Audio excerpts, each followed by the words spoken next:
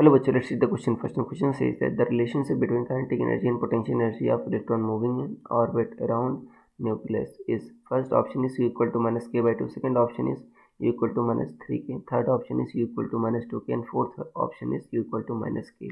So students, सबसे पहले आपको समझना होगा कि कंसेप्ट क्या यूज हो रहा है इसमें. So key concept is Bohr's atomic model.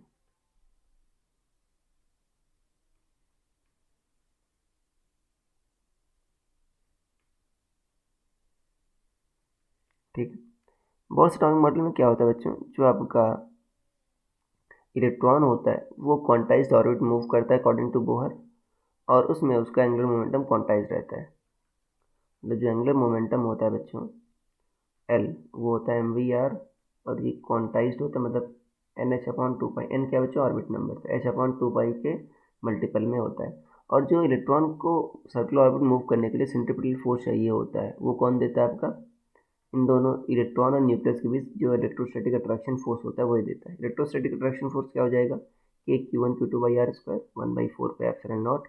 Q1 Q2 मतलब J D into E, J D square by R square. तो यहाँ से बच्चों जब आप काइनेटिक एनर्जी निकालते हो, के की वैल्यू आती है me⁴. ठीक है. इन दोनों से बच्चों क्या निकाल लोगे आप, v की वैल्यू निकालोगे बच्चों नॉन क्वांटिटीज के टर्म्स में.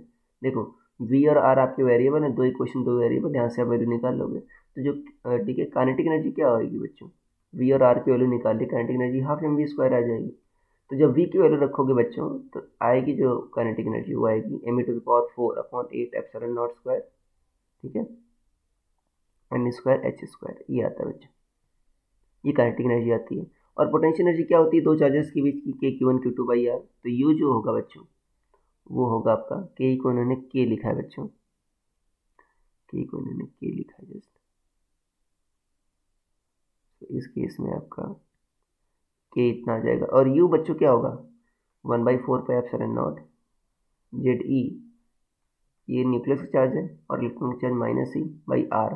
आर की वैल्यू बच्चों जो निकाली आपने इन दोनों इक्वेशन की मदद से, जब वैल्यू रखोगे तो यू की वैल्यू क्या आ जाएगी, माइनस में आएगी, क्योंकि बच्चों यहाँ पर माइनस का साइन है, minus me⁴/4 epsilon not square n²h², ये आ जाएगा.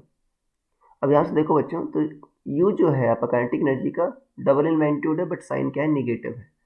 ठीक है, तो यू क्या आ जाएगा बच्चों, -2k आ जाएगा. डबल इन मैग्नीट्यूड है बट साइन नेगेटिव है, तो यू क्या आ जाएगा, -2k आ जाएगा. तो आपका ऑप्शन नंबर सी सही हो जाएगा. सो फाइनल आंसर भी option number C. I hope you understood it well. Best of luck.